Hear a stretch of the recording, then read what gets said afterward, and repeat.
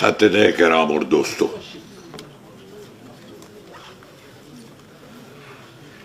میں سب سے پہلے شکریہ ادا کرتا ہوں پروفیسر صدیق الرحمان قدوائی صاحب، سیکریٹری ایوان غالب اور اس کے ڈائریکٹر ڈاکٹر ادریس صاحب اور دیگر حضرات کا کہ انہوں نے یہ افتخار مجھے بخشا کہ میں ایک جلسے کی صدارت کر رہا ہوں۔ حالانکہ میں اس قابل نہیں ہوں، میں جانتا ہوں اسے۔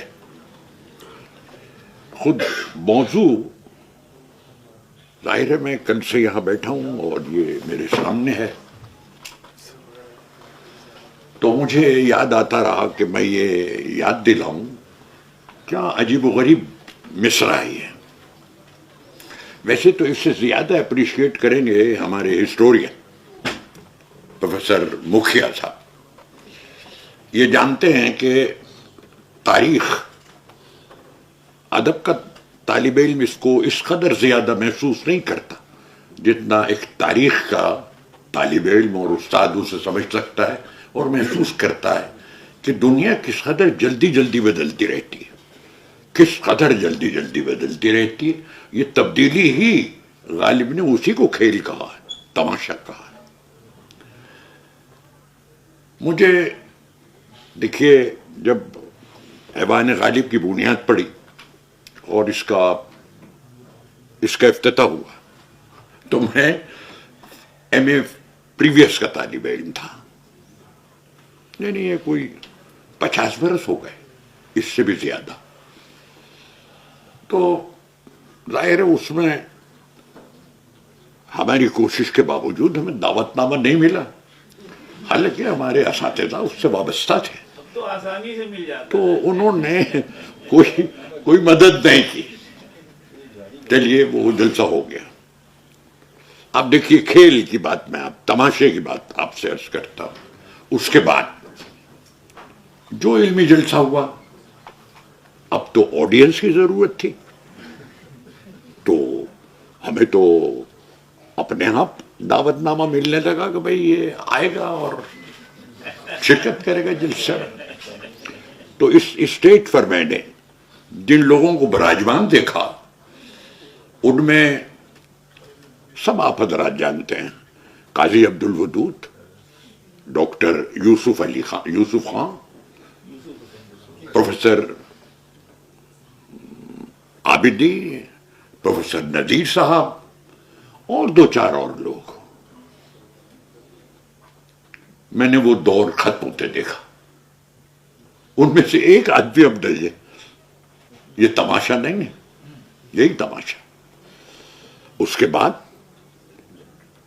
جو ایک حقیقت میں گیلیکسی آ کے بیٹھی، ان میں سے ایک آدمی آج یہاں موجود ہے اور ہمیں دعا کرنی چاہیے کہ وہ صحت و سلامتی کے ساتھ قائم رہیں، اور وہ پروفیسر صدیق الرحمان قدوائی صاحب ہیں۔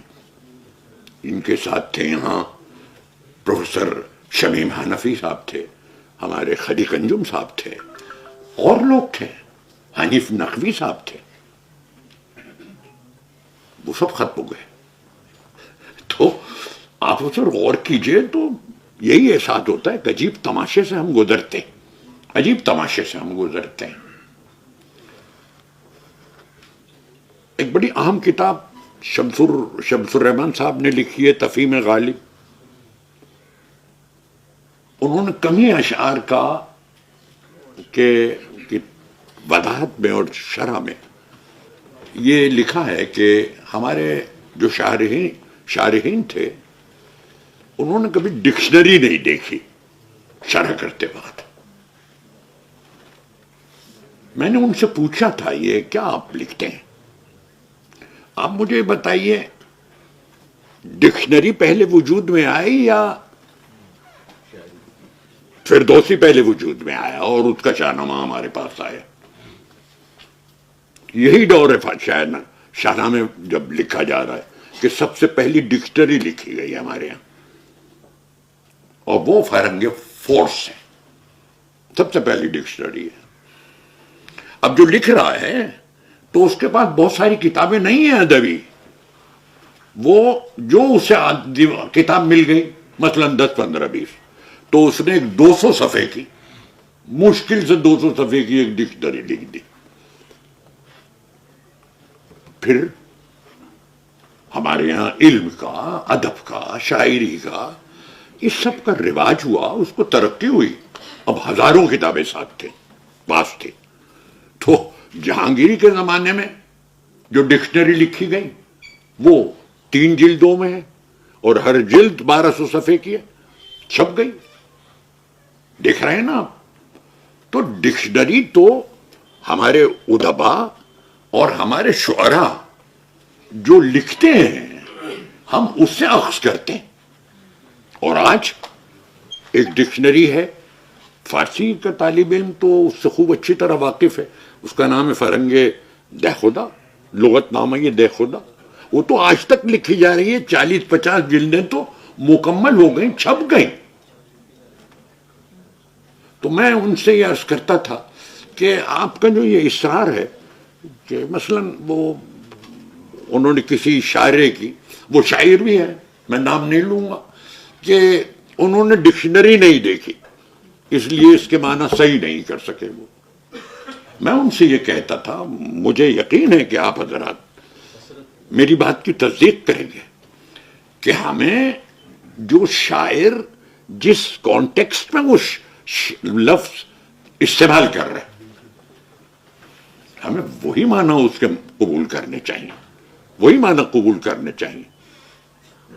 جو اس سے پہلے 200 برس پہلے کسی لغت نویس نے معنی دیے ہیں اس لفظ کے، ضروری نہیں ہے کہ وہ 200 برس کے بعد بھی اس میں کوئی وسعت نہ پیدا ہوئی ہو اس لفظ میں. یہ کیسے ممکن ہے؟ یہ ممکن نہیں ہے. پھر ہم نے ہندوستان میں جو ہمارے یہاں ڈکشنری لکھی گئی ان میں ہم نے فارسی الفاظ کو جو معنی پہنا ہے وہ پہنائے ہیں ہم نے. یہ ہمارا جینیس ہے، وہ بھی شامل ہے. مثلا آپ فارسی کی کوئی بھی ڈکشنری دیکھ لیجئے، ایک لفظ ہے پیدا کردن. یہ میں سامنے کا لفظ آپ کو بتا رہا ہوں. ایرانی کہتا ہے اس کے معنی جستجو کردن، چیزی را بدہستا وردن، کوئی چیز ڈھونڈ لینا، ڈھونڈ لینا. یہ فارسی جو ایران میں ڈکشنری لکھی گئی یہ معنی ملیں گے آپ، اور ہوں گے، لیکن جو ہم نے اس کو ایک شیڈ دیا وہ ان ڈکشنریز میں نہیں ہے، اور وہ ہے پیدا کردن، یعنی جنم دینا. یہ جنم دینا، یہ ایرانی جو ہماری فارسی سے بدکتے ہیں اس کی ایک وجہ یہ بھی ہے کہ ہم نے ایسے الفاظ جو فارسی کے ہیں ان کو وہ معنی پہنا دیے، اور یہ ایک فطری بات ہے جو ایرانی استعمال نہیں کرتا، یہ معنی دیتا ہی نہیں وہ اس کو. وہ تو حیران ہوتا ہے کہ اس کے کیا معنی ہے، وہ پوچھتا ہے. ڈکشنری اس کی مدد نہیں کرتی، اس میں ہے نہیں. وہ بے دل کے ساتھ یہی ہوا، اور غالب کے ساتھ بھی یہی ہوا ہوگا. اب ایک مثلا ہم شکایت کرتے ہیں کہ بھئی ایرانی سب کے ہندی کا کو بہت اہمیت نہیں دیتا. ہم ذرا غور کریں، ہم نے اپنے اس سب کے ہندی کے بڑے شعراء کا بھی کلام چھاپا نہیں. وہ کیوں چھاپے؟ وہ کیوں چھاپے؟ آپ چھاپے. اور جس طرح ہم نے چھاپا وہ ایرانی پڑھتا نہیں. میں آپ سے عرض کر دوں، آپ کو حیرت ہوگی. آپ ایک ایران میں علماء اور محققین کی بات نہیں کر رہا، عام آدمی، آپ اس کو نستعلیق میں جو ہمارے یہاں دستور کتاب کا اس میں چھاپتے ہیں، وہ پڑھتا ہی نہیں اسے. آپ یقین جانیے اسے ہاتھ نہیں لگاتا. وہ تو اس کے یہاں اپنے یہاں وہ نسخ میں ٹائپ میں چھپتی ہے کتاب، وہ نسخ ہے، وہ اس کی عادت ہے اسے. تو اس میں ہم بھی قصوروار ہیں، لیکن ایرانیوں نے اب اس اپنی اس کوتاہی کو محسوس کیا. انہوں نے ہماری بیشتر کتابیں اب چھاپ لی. وہ اس سے مضمون لکھتے ہیں، سب کے ہندی اس کو اپریشیٹ کرتے ہیں. پہلے جو اپریشیٹ نہیں کرتے تھے اس کی وجہ یہ تھی کہ ان کے پاس وہ مواد نہیں تھا جسے ہم سب کے ہندی کہتے ہیں اور وہ بھی سب کے ہندی کہتے ہیں. لفظ سب کے ہندی کوئی سبک لفظ نہیں ہے، کوئی ایسا لفظ نہیں ہے کہ جس سے ایرانی ہماری اہانت کر رہا تھا. یہ تو ایک عجیب و غریب بات ہے. دیکھیے ہمارے ہاں یہ کہیں نہیں ہوتا، ہمارے ہاں ہے یہ فارسی میں. ہم نے سب سے پہلا جو سبک ہے اسے کہتے ہیں سبک خراسانی. آپ نے دیکھا ابھی ہمارے پروفیسر آہن صاحب گفتگو کر رہے تھے تو سب سے پہلا سب کے خراسانی ہم کہتے ہیں، یعنی اس وجہ سے اسے خراسانی کہا گیا. کوئی یعنی جو یعنی وہ اس کے فن پر نہیں کہہ رہے گفتگو، کیونکہ زیادہ تر شعراء خراسان کے تھے اس دور کے. اوائل کے سب شعراء خراسان کے تھے، ادبا وہیں پیدا ہوئی ہے فرضی، تو انہوں نے سب کے خراسانی کہہ دیا. پھر وہ فوکس جو تھا وہ بدلا. وہ لوگ عراق کے عجم چلے گئے، بہت بڑی تعداد میں وہاں لوگ پیدا ہو گئے لکھنے پڑھنے والے، تو ان کے سب کو سب کے عراقی کہا گیا. اس کے بعد بڑی تعداد میں لوگ یہاں آ گئے تو ہم نے اس سب کو جو یہاں پیدا ہوا، ارے بھائی اس میں 90% تو ایرانی ہیں، 10% مشکل سے ہندوستانی شاعر ہیں، 90% تو ایرانی ہیں. ان کو ہم نے سب کے ہندی کہا. کہ میں اپنے اس خیال کی تائید میں 2-4 شعر آپ کی خدمت میں عرض کروں، جس میں غالب نے لفظ تماشا مختلف مفاہیم میں استعمال کیا ہے، بالکل مختلف مفاہیم ہے. یہ مفہوم میں اور آپ محسوس کر سکتے ہیں، اس کو بیان کر سکتے ہیں، ایرانی نہیں کر سکتا. اور یہ مفہوم ہمارے ڈکشنری میں بھی نہیں ہے. دیکھیے وہ مثلاً یہی ہے، ہوتا ہے شب و روز تماشا میرے آگے. کیا ہے شب تماشا؟ یہاں جو دنیا میں واقعات رونما ہو رہے ہیں. اب اس کو مثلاً آپ بہت سارے معنی پہنا دیں گے، بھئی تو ایک ڈرامہ ہو رہا ہے، تو ایک ڈرامہ ہو رہا ہے. ہم اپنے ہاں اردو میں کہتے ہیں کہ بھئی یہ کیا ڈرامہ کر رہے ہو، کیا محمل باتیں کرو. یہی تو کہتے ہیں، کیوں آپ یہ ڈرامہ کر رہے ہیں، یعنی بے محمل اور بے معنی باتیں کر رہے ہیں. یہ معنی آپ فارسی میں تماشے کے نہیں پتہ چلے گا آپ کو یہ کہ یہ معنی بھی ہے اس کے، لیکن یہ ہے ہم روز کہتے ہیں کہ یہ تماشا کر رہے ہیں آپ، یعنی آپ محمل باتیں کر رہے ہیں. اب دیکھیے غالب نے یہ تو بہرحال ہم 2 دن سے سن ہی رہے ہیں.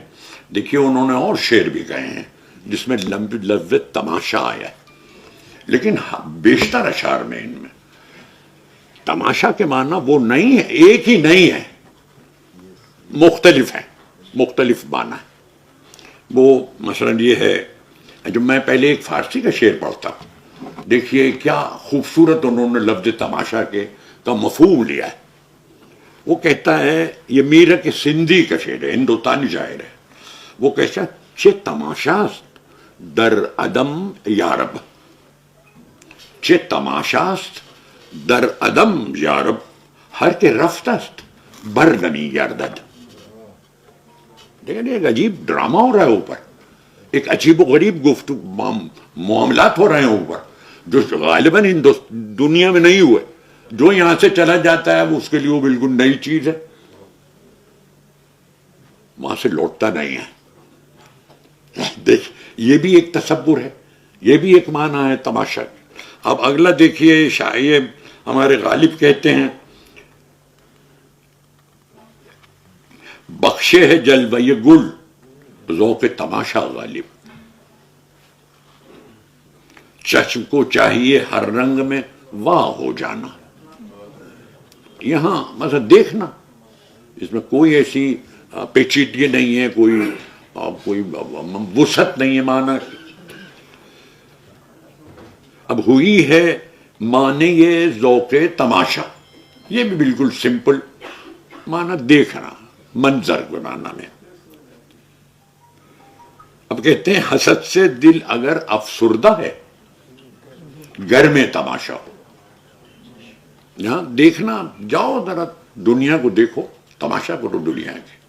یہ آپ جانتے ہیں کہ غالب کے ہاں جب ہم ان کا اردو کلام پڑھتے ہیں خاص طور پر, تو بعض اشعار میں صرف آخر میں ہے ہوتا ہے تو پتہ چلتا ہے تو اردو کا ہے, ورنہ اس کی پورے مصرے ساری چیز فارسی ہوتی ہے.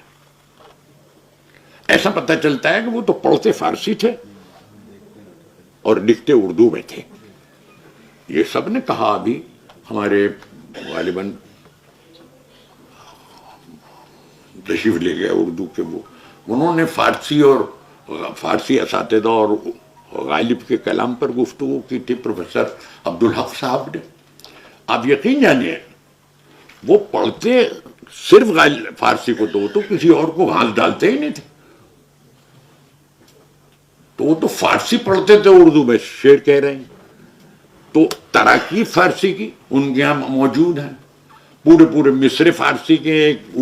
پہلا مصرع تو فارسی میں, دوسرے مصرے میں انہوں نے یہ خیال آ گیا انہوں نے کہ بھائی میں تو اردو میں شامل کروں گا, تو آخر میں ہے لگا دیا. یہ عام ان کا تو بے پناہ متاثر ہے فارسی سے اور اس کی ادبی اور فنی روایتوں سے. اب دیکھیے یہ پورا مصرع دیکھیں آپ. تا کجا اے آگہی رنگے تماشا باختن. باختن نہ اردو کا لفظ ہی نہیں ہے, ان کے یہاں تو یہ مصرع ہے پورا. پھر اگلا دیکھیے اسی یعنی دوسرا مصرع. چشمم وا گردیدے آغوش ودائے جلوہ ہے. یہ صرف ہے اس میں, جس کی وجہ سے اس شعر کو ان کے اردو کلام میں شامل کیا گیا ہے.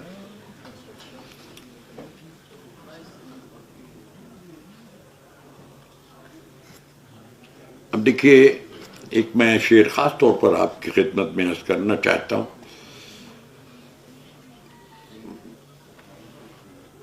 عارف کے ان کے رشتہ دار تھے. عارف ان کا انتقال ہو گیا تو بچے غالب ہی نے پالے تھے. تو عارف کے انتقال پر انہوں نے ایک مرثیہ لکھا ہے, بڑا دردناک مرثیہ ہے. اس میں ایک شعر ہے, وہ ہے مجھ سے تمہیں نفرت سہی نیر سے لڑائی. یہ صاحبزادے ہیں ان کے عارف کے. بچوں کبھی دیکھا نہ تماشا کوئی دن اور. یہاں آپ تماشے کے کیا معنی کریں گے؟ ہم اردو میں کہتے ہیں کہ الحمدللہ وہ اپنے بچوں کی بہار دیکھ رہے ہیں, یہی معنی ہے. یہ بہت عام ہے یہ ہمارے یہاں کہ الحمدللہ وہ اپنے بچوں کی بہار دیکھ رہے ہیں. بہرحال میں اس سے زیادہ وقت نہیں لوں گا, لیکن ایک شعر آپ کو اسی تماشا کے سلسلے میں دیکھیے کیا تماشا ہے اس میں. آپ سب حضرات آپ جانتے ہیں ایک صاحب پاکستان میں تھے قاسمی صاحب, میں ان کا پورا نام بھول گیا. جی احمد نسیم قاسمی. یہاں تو آپ لفظ تماشا کا ترجمہ نہیں کر سکتے, ہنگامہ ہو جائے گا. ان کا ہے شعر کہ اے خدا پھر یہ جہنم کا تماشا کیا ہے. کیجئے اس کا ترجمہ آپ, اختلاف ہو جائے گا یہاں. اے خدا پھر یہ جہنم کا تماشا کیا ہے, تیرا شاہکار تو فنار نہیں ہو سکتا. تو یہ اس قدر متنوع معنی ہے, اور معنی تو پڑھنے والا کرتا ہے. ڈکشنری میں جو معنی ہے اس تک محدود نہیں رہتا ہے قاری جو خود صاحب استعداد ہے. بہرحال میں آپ سب حضرات کا شکریہ ادا کرتا ہوں, ان حضرات کا خاص طور پر جنہوں نے اس جلسے میں اپنے اپنے مضامین پڑھے. معاف کیجیے گا, میں ایک عام بات کہنا چاہتا ہوں. آپ کے مضامین سے کم از کم میں نے تو استفادہ کیا، اور یہاں جتنے لوگ تشریف رکھتے ان سب نے بھی استفادہ کیا۔ دیکھیے ہم مجالس میں ہر مضمون پر گفتگو ہو سکتی ہے، ہر مضمون پر گفتگو ہوتی ہے، ہو سکتی ہے۔ ہم تو الحمدللہ اس سیشن میں تو سوال جواب بھی ہوا، لوگوں نے سوال کیا، اس کے جواب دیے گئے۔ میں بہرحال آپ حضرات کا، سامعین کا خاص طور پر دل سے شکریہ ادا کرتا ہوں، بہت بہت ممنون۔